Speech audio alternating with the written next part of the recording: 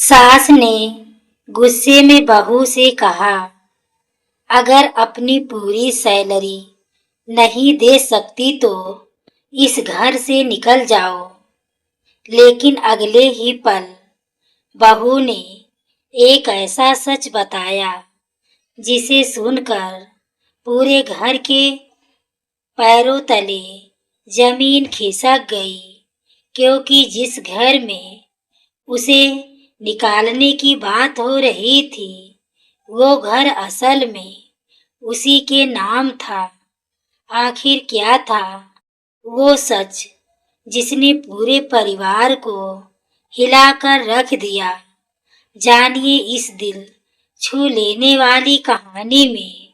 शहर के एक साधारण से मोहल्ले में एक छोटा सा घर था जहां सीमा अपने पति रोहित और सास लाजवंती देवी के साथ रहती थी। सीमा एक प्राइवेट कंपनी में काम करती थी और सुबह से शाम तक मेहनत करके घर की जिम्मेदारियां निभाती थी। रोहित की नौकरी ठीक ठाक थी, लेकिन घर का खर्च अक्सर सीमा की कमाई से ही चलता था। शादी के बाद से ही सीमा ने इस घर को अपना मानकर हर जिम्मेदारी उठाई थी। वह सुबह जल्दी उठकर घर का काम करती और फिर ऑफिस चली जाती थी। शाम को लौटकर भी वह बिना थके पूरे घर का ख्याल रखती थी, लेकिन उसकी मेहनत और त्याग को कोई नहीं समझने वाला था। लाजवंती देवी अक्सर उसे ताने देती रहती थी। उन्हें लगता था कि बहू का काम सिर्फ कमाना और घर चलाना है। सीमा चुपचाप सब कुछ सहती रहती थी, क्योंकि वह घर में शांति चाहती थी। उसे उम्मीद थी कि एक दिन सब उसे समझेंगे। समय बीतता गया और घर में नई हलचल तब हुई जब रोहित के छोटे भाई अमन की शादी तय हुई। अमन की शादी बड़े धूमधाम से हुई और नई बहू प्रिया घर में आ गई। शुरू शुरू में घर में खुशियों का माहौल था, लेकिन धीरे धीरे माहौल बदलने लगा। लाजवंती देवी का व्यवहार सीमा के प्रति और कठोर हो गया। उन्हें लगता था कि अब घर में दो बहुएं हैं तो सारा बोझ सीमा ही उठाए। सीमा को यह सब देखकर दुख तो होता था, लेकिन वह कुछ कहती नहीं थी। उसे लगता था कि शायद समय के साथ सब ठीक हो जाएगा, पर किस्मत ने उसके लिए कुछ और ही तय कर रखा था। एक दिन घर में ऐसी बात हुई जिसने सीमा की जिंदगी बदल दी। उस दिन पहली बार सीमा को यह एहसास हुआ कि यह घर वास्तव में उसका है भी या नहीं। उसके मन में कई सवाल उठने लगे और यहीं से शुरू हुई एक ऐसी कहानी जिसने पूरे परिवार को बदल कर रख दिया। अमन की शादी के कुछ ही दिनों बाद घर का माहौल धीरे धीरे बदलने लगा। लाजवंती देवी अब हर छोटी बड़ी बात पर सीमा को दोष देने लगी थी। उन्हें लगता था कि घर का हर खर्च सीमा की जिम्मेदारी है। एक दिन सुबह नाश्ते की मेज पर उन्होंने सीमा से कहा कि अब से उसकी पूरी सैलरी घर में जमा होगी। सीमा ने आश्चर्य से उनकी तरफ देखा, लेकिन कुछ बोली नहीं। लाजवंती देवी सख्त आवाज में कहा कि अब घर में नई बहू आ गई है, खर्च बढ़ गया है, इसलिए सीमा को अपनी पूरी तनख्वाह घर के खर्च में देनी होगी। सीमा ने धीरे से कहा कि वह पहले भी घर के लिए बहुत कुछ करती आई है, लेकिन उसकी बात सुनने वाला कोई नहीं था। प्रिया चुपचाप यह सब देख रही थी। रोहित भी अपनी माँ के सामने कुछ नहीं बोल पाया। सीमा को उस समय बहुत अकेलापन महसूस हुआ। उसे लगा जैसे उसकी मेहनत और त्याग की कोई कीमत नहीं है। वह हर रोज की तरह ऑफिस चली गई, लेकिन उसका मन भारी था। दिन भर वह यही सोचती रही कि आखिर उसने ऐसा क्या गलत किया है। शाम को जब वह घर लौटी तो माहौल और भी तनावपूर्ण था। लाजवंती देवी फिर से उसी बात को लेकर उसे ताने देने लगी। उन्होंने साफ शब्दों में कह दिया कि अगर सीमा ने अपनी सैलरी नहीं दी तो उसे इस घर में रहने का कोई हक नहीं है। सीमा ने उस समय कुछ नहीं कहा। उसने बस चुपचाप सब सुन लिया, लेकिन उसके मन में कहीं ना कहीं एक निर्णय जन्म ले चुका था। वह जानती थी कि सच को ज्यादा दिनों तक छिपाया नहीं जा सकता और जल्द ही ऐसा समय आने वाला था जब सबको सच्चाई का सामना करना पड़ेगा। उस रात सीमा देर तक जागती रही। उसकी आंखों में आंसू थे, लेकिन दिल में एक अजीब सी मजबूती भी थी। अगली सुबह घर का माहौल पहले से भी ज्यादा भारी था और सीमा चुपचाप अपने काम में लगी हुई थी। उसकी आंखों में रात की जागी हुई थकान साफ दिखाई दे रही थी, लेकिन उसके चेहरे पर अब भी एक अजीब सी शांति थी। लाजवंती देवी ने जैसे ही उसे देखा, फिर से वही बात छेड़ दी और सख्त आवाज में बोली कि आज ही अपनी पूरी सैलरी घर में जमा कर दे। सीमा ने धीरे से उनकी ओर देखा, लेकिन इस बार उसकी आंखों में डर नहीं, बल्कि आत्मविश्वास की हल्की चमक थी। वह कुछ पल चुप रही और फिर बोली कि वह हमेशा से इस घर के लिए अपना सब कुछ देती आई है। उसकी यह बात सुनकर लाजवंती देवी को गुस्सा आ गया और उन्होंने ताने मारते हुए कहा कि बहुएं घर चलाने के लिए ही लाई जाती हैं। प्रिया यह सब देख रही थी, लेकिन वह कुछ बोलने की हिम्मत नहीं कर पा रही थी। रोहित भी असमंजस में खड़ा था और समझ नहीं पा रहा था कि किसका साथ दे। सीमा ने उस दिन पहली बार महसूस किया कि अगर वह खुद के लिए नहीं बोलेगी तो कोई भी उसके लिए नहीं बोलेगा। लेकिन उसने तुरंत कोई बहस नहीं की और चुपचाप ऑफिस के लिए निकल गई। ऑफिस में भी उसका मन काम में नहीं लग रहा था और वह बार बार घर की बातों को याद कर रही थी। उसे 3 साल पहले ही वह शाम याद आ रही थी जब इस घर को बचाने के लिए उसने एक बड़ा फैसला लिया था। उस समय घर पर भारी कर्ज था और बैंक ने साफ चेतावनी दी थी कि अगर किस्तें नहीं चुकाई गई तो घर नीलाम हो जाएगा। उस मुश्किल घड़ी में घर के किसी सदस्य ने आगे बढ़कर जिम्मेदारी नहीं ली थी। तब सीमा ने ही अपने वेतन से हर महीने की किस्त भरने का फैसला किया था।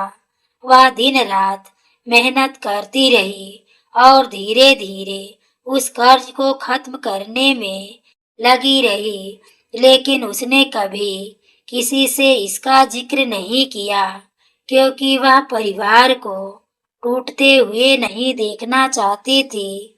उसे लगा था कि एक दिन सब समझ जाएंगे कि उसने कितना बड़ा त्याग किया है। शाम को जब वह घर लौटी तो फिर से वही तनाव उसका इंतजार कर रहा था। लाजवंती देवी ने दरवाजे पर ही उसे रोक लिया और गुस्से में बोली कि अगर आज सैलरी नहीं दी तो इस घर में कदम मत रखना। उनकी बात सुनकर घर में सन्नाटा छा गया और सबकी नजरें सीमा पर टिक गई। सीमा ने गहरी सांस ली और शांत स्वर में कहा कि अब समय आ गया है कि सबको सच पता चलना चाहिए। उसकी यह बात सुनकर रोहित, अमन और प्रिया भी हैरान रह गए। लाजवंती देवी को लगा कि सीमा सिर्फ बहाना बना रही है, लेकिन उन्हें नहीं पता था कि अगला पल उनके लिए सबसे बड़ा झटका लेकर आने वाला है। सीमा की बात सुनकर पूरे घर में एक गहरा सन्नाटा छा गया और सबकी नजरें उस पर टिक गई। लाजवंती देवी को लगा कि वह सिर्फ अपनी गलती छिपाने के लिए कोई बहाना बना रही हैं। उन्होंने गुस्से में कहा कि सच बोलने का नाटक करने से कुछ नहीं होगा और अगर सैलरी नहीं दे सकती तो इस घर में रहने का कोई हक नहीं है। सीमा ने उनकी बात ध्यान से सुनी, लेकिन इस बार उसके चेहरे पर घबराहट नहीं बल्कि एक दृढ़ शांति थी। उसने धीरे से अपने बैग से एक फाइल निकाली और मेज पर रख दी। रोहित और अमन दोनों हैरानी से उस फाइल को देखने लगे। लाजवंती देवी ने ताने भरे अंदाज में पूछा कि अब न क्या यह नया नाटक है? सीमा ने शांत स्वर में कहा कि यह कोई नाटक नहीं है, बल्कि सच है जिसे जानना आप सबके लिए जरूरी है। उसने फाइल खोलकर कुछ कागज बाहर निकाले और रोहित की ओर बढ़ा दिए। रोहित ने जैसे ही उन कागजों को पढ़ना शुरू किया, सबका उसका चेहरा धीरे धीरे बदलने लगा। अमन भी उसके पास आकर कागज देखने लगा और कुछ ही क्षणों में उसके चेहरे पर भी आश्चर्य साफ दिखाई देने लगा। लाजवंती देवी को समझ नहीं आ रहा था कि आखिर इन कागजों में ऐसा क्या है। उन्होंने झुंझलाकर रोहित से पूछा कि आखिर बात क्या है। रोहित कुछ पल तक चुप रहा, जैसे शब्द ही नहीं मिल रहे हों। फिर उसने धीमी आवाज में कहा कि यह घर 3 साल पहले बैंक के कर्ज में डूब चुका था। अगर उस समय किसी ने मदद नहीं की तो यह घर नीलाम हो गया होता। सीमा ने शांत स्वर में कहा कि उसी समय उसने बैंक की सारी किस्तें भरने की जिम्मेदारी अपने ऊपर ले ली थी। वह पिछले 3 साल से अपनी सैलरी का बड़ा हिस्सा बैंक को देती रही ताकि यह घर बचा रहे। लाजवंती देवी को यह बात सुनकर विश्वास ही नहीं हुआ और उन्होंने कहा कि यह सब झूठ है। तभी सीमा ने दूसरा कागज उनके सामने रख दिया, जो घर के कागजात थे। उन कागजों में साफ लिखा था कि बैंक की शर्तों के अनुसार घर की कानूनी जिम्मेदारी अब सीमा के नाम दर्ज है। यह देखकर लाजवंती के चेहरे पर का रंग उड़ गया और उनकी आवाज जैसे अचानक खो गई। प्रिया भी यह सब देखकर हैरान रह गई, क्योंकि उसे कभी अंदाजा नहीं था कि सीमा ने इतना बड़ा त्याग किया है। उस पल पूरे घर को पहली बार एहसास हुआ कि जिस बहू को वे कमजोर समझते थे, वही इस घर की सबसे मजबूत नींव बन चुकी थी। घर के कागज सबके सामने आने के बाद पूरे घर में ऐसा सन्नाटा छा गया कि जैसे समय कुछ पल के लिए ठहर गया हो। लाजवंती देवी के हाथ कांपने लगे और उनकी आंखों में पहली बार घबराहट साफ दिखाई देने लगी। उन्हें विश्वास ही नहीं हो रहा था कि जिस बहू को वह हमेशा कमजोर समझती थी वही इस घर की असली सहारा निकली। रोहित चुपचाप खड़ा था और उसके चेहरे पर शर्म और पछतावे के भाव साफ नजर आ रहे थे। उसे याद आने लगा कि कितनी बार उसने अपनी माँ के सामने सीमा का साथ नहीं दिया था। अमन भी सिर झुकाए खड़ा था क्योंकि उसे भी कभी यह समझ नहीं आया कि सीमा कितनी बड़ी जिम्मेदारी निभा रही थी। प्रिया की आंखों में आंसू आ गए क्योंकि उसने पहली बार किसी बहू का इतना बड़ा त्याग देखा था। सीमा अब भी शांत खड़ी थी जैसे उसे किसी से शिकायत ही नहीं हो। उसने धीरे से कहा कि उसने यह सब किसी को नीचा दिखाने के लिए नहीं किया था।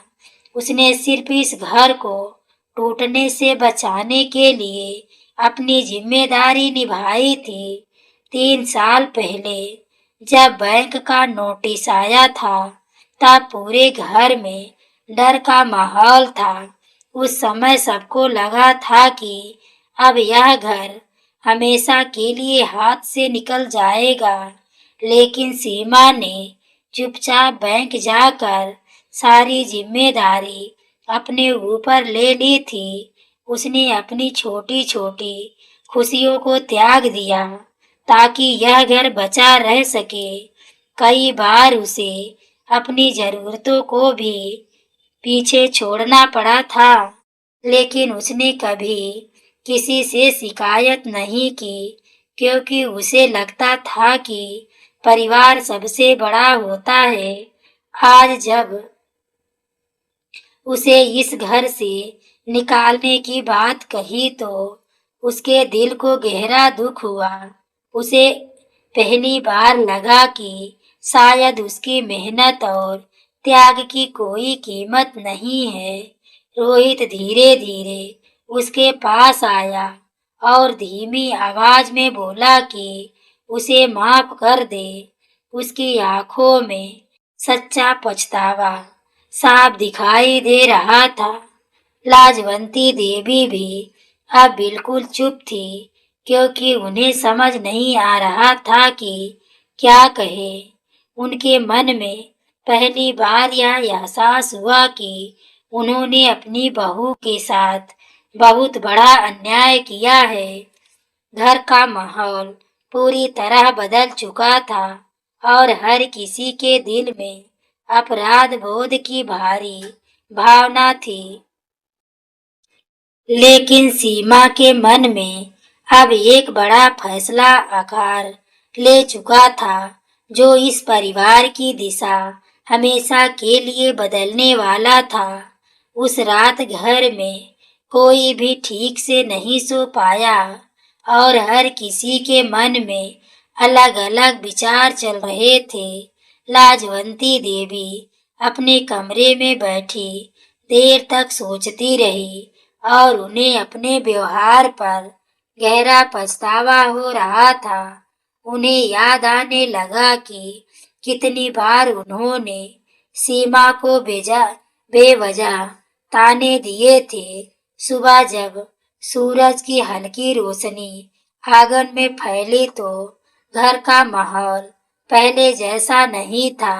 सीमा रोज की तरह जल्दी उठी और चुपचाप रसोई में जाकर चाय बनाने लगी। लेकिन आज उसके मन में पहले जैसी चुप्पी नहीं थी बल्कि एक मजबूत निर्णय था। कुछ देर बाद सभी लोग हॉल में इकट्ठा हुए और माहौल थोड़ा संकोच भरा था।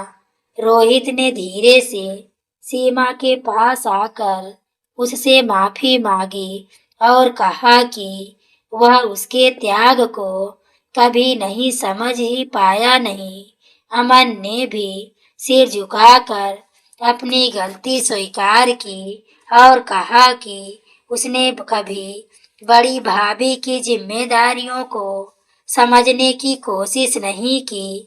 प्रिया ने आगे बढ़कर सीमा का हाथ थाम लिया और कहा कि आज से वह उसे सिर्फ भाभी नहीं बल्कि अपनी बड़ी बहन मानेगी। सबकी नजरें आखिर में लाजवंती देवी पर टिक गई, जो अब तक चुप बैठी थी। उनकी आंखों में आंसू आ गए और उन्होंने कांपती आवाज में सीमा से कहा कि उन्हें माफ कर दे। उन्होंने स्वीकार किया कि गुस्से और अहंकार में उन्होंने बहुत बड़ी गलती कर दी। सीमा ने शांत भाव से उनकी बात सुनी और कुछ पल तक कुछ नहीं कहा। फिर उसने धीमी लेकिन दृढ़ आवाज में कहा कि उसने इस घर को बचाने के लिए सब कुछ किया था। उसने यह भी कहा कि उसके लिए यह घर सिर्फ दीवारों का ढांचा नहीं बल्कि परिवार की पहचान है। लेकिन एक घर तभी घर बनता है जब उसमें सम्मान और अपनापन हो। सीमा ने साफ शब्दों में कहा कि वह इस परिवार को टूटने नहीं देना चाहती। वह चाहती है कि सब लोग साथ रहें, लेकिन अब से हर रिश्ते में सम्मान होना जरूरी है। उसने यह भी कहा कि कोई भी रिश्ता मजबूरी से नहीं बल्कि समझ और सम्मान से चलता है। सीमा की बात सुनकर पूरे घर का माहौल बदल गया और सबके दिलों में उसके लिए सम्मान और बढ़ गया। लाजवंती देवी ने आगे बढ़कर सीमा को गले लगा लिया और उनकी आंखों से पश्चाताप के आंसू बहने लगे। उस दिन के बाद इस घर में बहुत कुछ बदल गया और रिश्तों में नई समझ और प्यार आ गया। सीमा ने साबित कर दिया कि सच्चा अधिकार सिर्फ कागजों से नहीं बल्कि त्याग और सच्चाई से मिलता है।